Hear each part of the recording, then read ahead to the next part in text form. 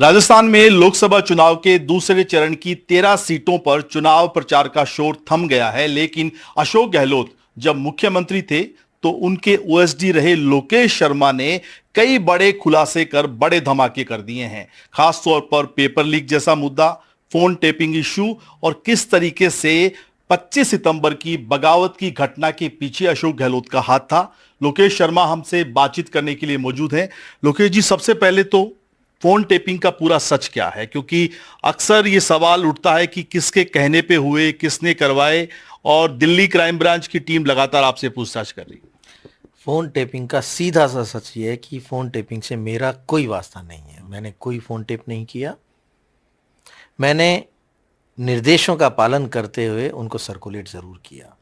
अब मैं उसकी पूरी सिलसिलेवार आपको जानकारी देना चाहता हूँ कि ये 16 जुलाई 2020 की बात है, क्योंकि पॉलिटिकल क्राइसिस था और मुख्यमंत्री जी के खेमे वाले तमाम विधायक होटल फेयरमाउंट में सारे के सारे थे और उनका डेली का रूटीन था कि सुबह शाम दोनों टाइम वहाँ आते थे चेक करने की भाई सारे यहाँ हैं या कोई निकल तो नहीं गया, कम तो नहीं हो गया। तो 16 जुलाई को जब वो वहाँ आए, उसके बाद लगभग 3 साढ़े 3 बजे वहाँ से निकल गए, तो उनके घर पहुँचने के बाद उनके पीएसओ का मेरे पास फ़ोन आया, क्योंकि मैं भी अक्सर वहीं रहता था। आप तो देखते ही थे, आप भी। रामनिवास है ना, पीएसओ रामनिवास का मेरे पास में कॉल आया और उन्होंने कहा कि आपको तुरंत मुख्यमंत्री निवास आना है, क्योंकि मुख्यमंत्री जी आपको याद कर रहे हैं और आप फटाफट आ जाइए। मैं वहाँ से 10 मिनट के अंतराल पे निकला। मुझे यहाँ मुख्यमंत्री निवास तक पहुँचने में लगभग 1.5 से 1.25 घंटे का समय लगा। इस दरमियान इतनी ज़्यादा जल्दी थी कि 3 से 4 बार रामनिवास का कॉल मेरे पास में आ गया और हर बार मुझे ये महसूस होने लगा कि भाई ऐसी क्या अर्जेंसी आ गई कि ये कहने तुरंत आओ तुरंत आओ तुरंत आओ। जैसे ही मैं वहाँ पहुँचा तो पिंक हाउस में उनका चैम्बर है। मुख्यमंत्री निवास पे एक पिंक हाउस करके बना हुआ है, आप तो आई हैं कई बार। तो वहाँ उनके चैम्बर में वो इंतज़ार कर रहे थे मेरा। मैं जैसे ही वहाँ पहुँचा तो उन्होंने मुझे ये पेन ड्राइव पकड़ाई। इस पेन ड्राइव के साथ एक कागज़ दिया जिसमें टाइप किया हुआ था कुछ, और इस पेन ड्राइव को देके मुझे ये कहा कि ये तुरंत सारे मीडिया को आप सर्कुलेट कर दो।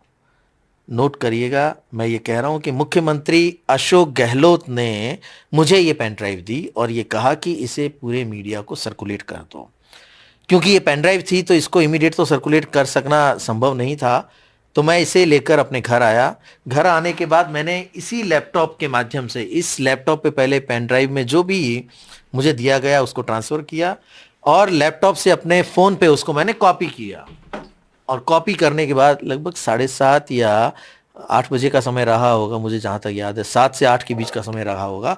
मैंने सारे मीडिया को, जो मेरा एक ग्रुप बना हुआ है, उसको ये ऑडियो क्लिप्स सर्कुलेट कर दी पूरी की पूरी। तो आज मैं इस सच को उजागर कर रहा हूं कि मुझे वो ऑडियो क्लिप्स किसी सोशल मीडिया प्लेटफॉर्म से नहीं मिली थी। मुझे खुद मुख्यमंत्री अशोक गहलोत ने पेन ड्राइव में वो ऑडियो क्लिप्स दी थी।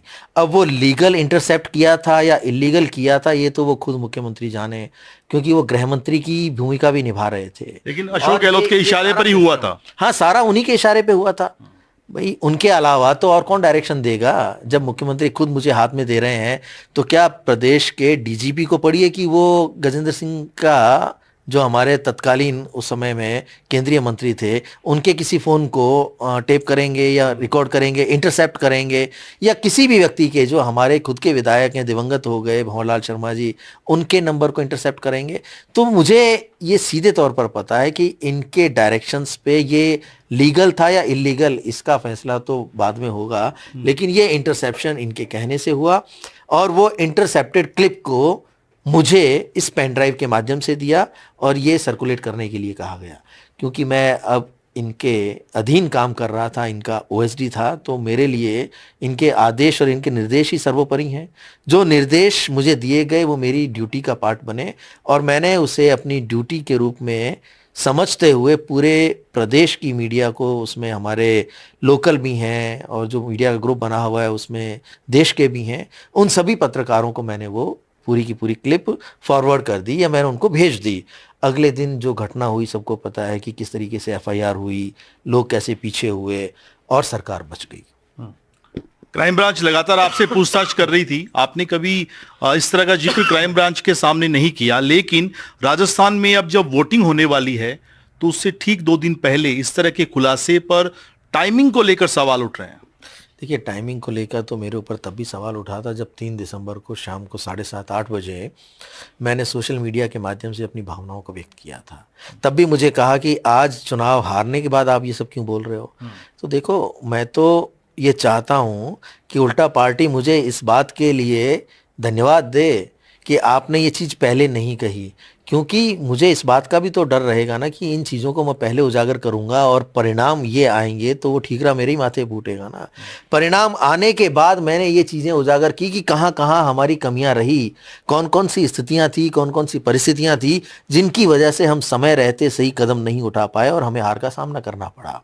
इसी तरीके से आज के आप टाइमिंग की बात कर रहे हैं, पिछले 6 महीने 8 महीने से ज़्यादा समय हो गया कि जिस व्यक्ति के कहने से, जिस व्यक्ति के निर्देश पर, जिस पूर्व मुख्यमंत्री अशोक गहलोत के निर्देश पर मैंने इतना बड़ा रिस्क लिया, उन्होंने स्वयं ने किनारा कर लिया। जिस व्यक्ति की वो चीज़ है, अगर वो ही उसकी ऑनरशिप से मना कर दे तो हम जो लेके चल रहे हैं वो कब तक उस बोझ को ढोएंगे।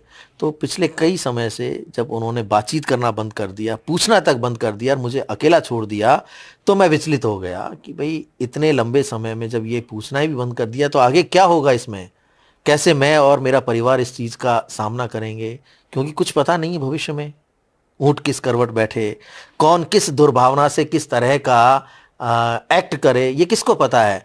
तो जब मैं इस चीज़ को लेकर विचलित होने लगा और ग्लानि से भर गया कि जो काम मैंने नहीं किया उसको लेके मैं आज तक ढो रहा हूँ। देखो, कोई ताकत मुझे तोड़ नहीं पाई। मुझे 8-8 10-10 घंटे की जो पूछताछ है क्राइम ब्रांच में, वो भी मुझे वो तोड़ आपने नहीं पाया। पेश की है, लेकिन जोधपुर से गजेंद्र सिंह शेखावत चुनाव लड़ रहे हैं और जालोर सिरोही से अशोक गहलोत के पुत्र वैभव गहलोत। तो कहा यह जा रहा है कि जालोर सिरोही में तो वैभव गहलोत को नुकसान हो, जोधपुर में गजेंद्र सिंह शेखावत को फायदा हो। इस खुलासे के पीछे एक मंशा ये भी है। ये तो तय वहाँ के मतदाता करेंगे कि किसको फ़ायदा होना चाहिए, किसको नुकसान होना चाहिए। लेकिन सीधे तौर पर ये बताना चाहता हूँ कि गजेंद्र सिंह शेखावत की छवि को डैमेज करने का प्रयास किया गया, चाहे वो संजीवनी केस में उनके ऊपर व्यक्तिगत आरोप लगाकर, उनके परिवार को घसीटकर, या और भी एसीबी में और जिस तरीके के मामले किए गए। क्योंकि फ़ोन टेपिंग का जब मामला था तो जब जब भी वहाँ से क्राइम ब्रांच से नोटिस आता पूछताछ के लिए, तो यहाँ बैठ के ये षड्यंत्र रचा जाता था भाई गजेंद्र सिंह को कैसे परेशान किया जाए, कैसे उसको और दबाव में लाया जाए ताकि वो यहाँ पे न्यूट्रल हो जाए। क्योंकि इस बात से इनको डर तो था ना कि हो सकता है किसी दिन पोल खुल सकती है, कोई चीज़ें आ सकती हैं, तो उनको डैमेज करने के लिए।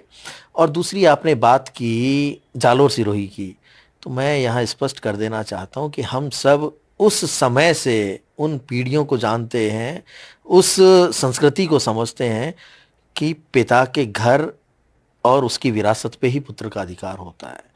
तो जो पुत्र अपने पिता के घर में अपनी स्थान नहीं बना पाए, वो कहीं और जाके किस तरीके से काम करेगा। तो ये सोचना चाहिए, ये तो वहाँ की जनता तय करेगी। मेरी तो शुभकामनाएं हैं कि वो वहाँ से जीतें, वहाँ से एमपी बने। लेकिन आप घर छोड़कर भाग गए, आपको किसी ने धक्का तो नहीं दिया ना, आपने खुद ने अपने घर से अपने आप को अलग कर लिया। जो अशोक गहलोत इस पूरे प्रदेश नहीं पूरे देश में जोधपुर के नाम से जाने जाते हैं, जिनकी पहचान जोधपुर से है, वो अगर उनका पुत्र घर छोड़ के ही चला जाए, घर छोड़ के भाग जाए, किसी तीसरी जगह से वो अपनी दावेदारी करें, तो मुझे लगता है कि ये उचित नहीं है। ये तो वहाँ की जनता अब अपने आप तय करेगी। मैंने जैसे कि मैं तो शुभकामनाएं दे रहा हूँ कि वो जीतेंगे और संसद में पहुँच के वहाँ के लोगों की आवाज़ बनेंगे, लेकिन इसमें भी संशय है कि वो वहाँ पे टिकेंगे भी कभी। लेकिन आपने कहा कि गजेंद्र सिंह शेखावत और जो कथित बातचीत का जिक्र आप कर रहे हैं कि फोन टेप हुआ, सचिन पायलट क्या बाकी विधायक मंत्रियों के भी फोन टेप किए जाते थे? हाँ, सचिन पायलट सहित उस समय उनके साथ गए तमाम विधायकों के फ़ोन सर्विलांस पे थे, इंटरसेप्ट किए जा रहे थे। और कुछ जो इनके साथ थे, जिनके ऊपर इनको हमेशा संदेह रहता था, कुछ नाम बता सकते हैं आप? देखिए, जो 3 लौट के लाए थे, जिनको एक डील के तहत लाया गया था, उन तीनों के ऊपर भी नज़र रखी जाती थी, चाहे वो चेतन डूडी हैं, दानिश अबरार हैं, या हमारे एक और रोहित बोरा हैं ना, उधर इंदिरा मीना जो थी हमारी विधायक, वो है, ऐसे कई नाम हैं जिनके ऊपर लगातार, क्योंकि हम वहीं रहते थे ना, हमें भी तो डायरेक्शन दिए जाते थे कि भाई आप सबके ऊपर वॉच रखना। हमें भी तो इसीलिए तो वहाँ डिप्यूट किया हुआ था कि हम पूरे उस बाड़ेबंदी में दोनों जगह, चाहे वो यहाँ हो या जैसलमेर सूर्यगढ़ की बात हो, हम वहाँ थे क्योंकि हमें तो डायरेक्शंस थे। फोन टेपिंग की पूरी साजिश सीएमआर में बनती थी। देखो, फोन टेप के लिए डायरेक्शंस जिन अधिकारियों को देने हैं या जो मशीनरी उसके लिए उपयोग में लेनी है, उसके डायरेक्शन तो खुद मुख्यमंत्री दे रहे थे। अधिकारी कौन कौन लिप्त थे इसमें? देखो, तत्कालीन उसमें डीजीपी, तत्कालीन उस समय के चीफ सेक्रेटरी, तत्कालीन इनके इनके खैर पूरे 5 साल रहे, उन्होंने भी खूब आनंद लिया है, इनके प्रिंसिपल सेक्रेटरी। जयपुर कमिश्नर। देखिए भाई, कहीं ना कहीं पुलिस की तो इसमें पूरी भूमिका ही थी और गृह मंत्री थे ये। अब उसमें कौन सीधे तौर पर इन्वॉल्व था, ये जांच का विषय है, क्योंकि ये इंटरसेप्शन किसके अधीन आता है, कौन सा है वो विंग है जो सीधे तौर पर डीजीपी के अधीन आता है या कमिश्नरेट के अधीन आता है या किसी और विंग के अधीन आता है, लेकिन ये डायरेक्शंस यहीं से दिए गए थे। आपने एक घटना का और जिक्र किया, 25 सितंबर। अशोक गहलोत की राजनीति को 25 सितंबर से पहले और 25 सितंबर के बाद के तौर पर, दो काल के तौर पर देखा जाता है। एक तरीके से बड़ा दिन था, वो राष्ट्रीय अध्यक्ष बनने वाले थे, लेकिन राजस्थान में विधायकों ने बगावत कर दी। क्या जिस तरीके से कहा गया है कि विधायक अपनी मर्जी से बगावत कर रहे हैं, या इसके पीछे भी पूरी साजिश अशोक गहलोत की थी? नहीं, वो तो प्रायोजित थी। मैंने पहले भी एक बार जिक्र किया था कि वो घटना पूरी तरह से प्रायोजित थी। यानी मुख्यमंत्री की कुर्सी से इतना मोह था कि उन्होंने उसे बनाए रखने के लिए आला कमान का जो एजेंडा था या जो आला कमान का निर्णय था या जो भी उस दिन का एक, कहते हैं ना कि क्या मंशा लेकर आए थे आला कमान यहाँ, उनके दूत के रूप में आज के अध्यक्ष हमारे खड़गे जी उस वक्त यहाँ आए, अजय माकन जी आए, और इस बात की तैयारी थी कि उस दिन विधायक दल की बैठक होनी है मुख्यमंत्री निवास पे। लेकिन वो बैठक वहाँ हुई ही नहीं। खुद मुख्यमंत्री चले गए जैसलमेर, तन्नोट चले गए, और वो जितने विधायक थे उन सब की मीटिंग हुई धारीवाल जी के यहाँ। तो वो जो डायरेक्शंस थे वो खुद मुख्यमंत्री जी उनको दे रहे थे कि आपको ये करना है, क्योंकि जैसा कि मेरे पास भी कॉल आया और मुझे ये कहा कि आपको तो मीडिया में ये चलवाना है कि ये सारे के सारे विधायक वहाँ इसलिए एकत्रित हुए हैं कि ये चाहते हैं कि हम में से किसी को मुख्यमंत्री बना दें। यानी उस दिन ये बात बाहर फैल चुकी थी कि आला कमान के दूत आज सचिन पायलट को मुख्यमंत्री बनाने का एजेंडा लेकर आए हैं, और उसी के तहत इन सबको तितर बितर किया गया, ये डायरेक्शंस दिए गए। वरना क्यों वहाँ पे महेश जोशी और धर्मेंद्र राठौड़ जाके सबको बस में भर कर लेकर आते और वहाँ सीपी जोशी जी के यहाँ जाते और ये कहते कि हम सब स्वेच्छा से इस्तीफा दे रहे हैं। इस्तीफा प्रकरण तो आपको पता ही है कि राजेंद्र राठौड़ जी ने किस तरीके से उसे उठाया, और बहुत से विधायकों ने बाद में ये कहा कि हमने अपनी स्वेच्छा से नहीं दिया, साइन हमारे नहीं है। तो इतनी बड़ी कॉन्स्पिरेसी आला कमान के खिलाफ, जो उन्हें राष्ट्रीय अध्यक्ष बनाने के लिए तैयार था, उसके खिलाफ कर दी, तो क्या उन्हें बाद में पद पे बने रहने का कोई नैतिक अधिकार था? लेकिन क्योंकि कुर्सी से इतना मोह था, वो उसके पीछे पड़े रहे। उन्होंने कांग्रेस को नुकसान पहुंचाया और इस सरकार को भी नुकसान पहुंचाया, क्योंकि अगर उस वक्त कुछ फैसला हो जाता और एक नया चेहरा आता तो शायद और ज्यादा चांसेस होते कि हम अपनी सरकार की वापसी। सचिन पायलट सीएम बनते तो सरकार रिपीट हो सकती थी, आप ये मानते हैं? बिल्कुल, संभावनाएं बहुत ज्यादा बन जाती, क्योंकि कहते हैं ना कि व्यक्तिगत नाराजगी हो जाती है। अरे सरकार तो रिपीट इनके रहते भी हो जाती, लेकिन इनकी मनमानी और हठ धर्मिता के चलते इन्होंने किसी की बात नहीं मानी। ना तो स्वतंत्र एजेंसीज के सर्वे की मानी, ना मीडिया के सर्वे की मानी, ना एआईसीसी के सर्वे की मानी, और ना हमारे जैसे लोग जो इनके विश्वस्त के रूप में इनको रिपोर्ट देते थे। मेरे पास आज भी वो रिपोर्ट तैयार है जिसमें मैंने ये कहा था कि इन लोगों के टिकट्स आप काट दीजिए। रिजल्ट आने के बाद आपने जिक्र भी किया था इसका। मैंने किया उसका कि आप अगर ये 25 से 30 टिकट बदल देंगे तो हम अपनी सरकार को वापस लेके आ पाएंगे, लेकिन इन्होंने नहीं माना। और कहाँ कॉम्प्रोमाइज किया कि ऑब्लाइज करना है मुझे। तो अरे, ऑब्लाइज करना आपका धर्म नहीं था, आपका धर्म था इस प्रदेश में सरकार की वापसी करवाना। वही राजनीति का तो एक परम उद्देश्य होता है कि हम सत्ता को हासिल करें। लेकिन क्या अशोक गहलोत ने आपको जो फोन टेपिंग के सबूत थे वो भी डिस्ट्रॉय करने के लिए कहा? बिल्कुल कहें, क्योंकि मैंने आपको प्रेस कॉन्फ्रेंस में भी एक ऑडियो क्लिप सुनवाया, उसमें वो कह रहे हैं कि वो लैपटॉप मुझे दे देना जिससे तूने कॉपी किया, मैं दूसरा ला दूंगा, किसी और राज्य में भेज दो, उसको डिस्ट्रॉय कर दो और फ़ोन को तो पूरी तरह डिस्ट्रॉय कर दो। फिर जब मैंने कहा डिस्ट्रॉय कर दिया तो उन्होंने एक शब्द बोला कि 200% कर दिया ना। मैंने कहा हाँ साहब 200% मैंने उसे डिस्ट्रॉय कर दिया। तो मुझे डिस्ट्रॉय करने के लिए कहा गया। अब देखिए मैंने सिर्फ निर्देशों का पालन किया, मुझे जो जो भी डायरेक्शन दिए कि आपको कोई कहानी सुनानी है, अब वो कहानी आप बनाओ, आप एक्सपर्ट हो इन चीज़ों में कि मीडिया को क्या बताना है, जांच एजेंसियों को क्या बताना है, तो वही मैं बोलता रहा। अब इतना मजबूर हो गया कि मुझे सच सबके सामने रखना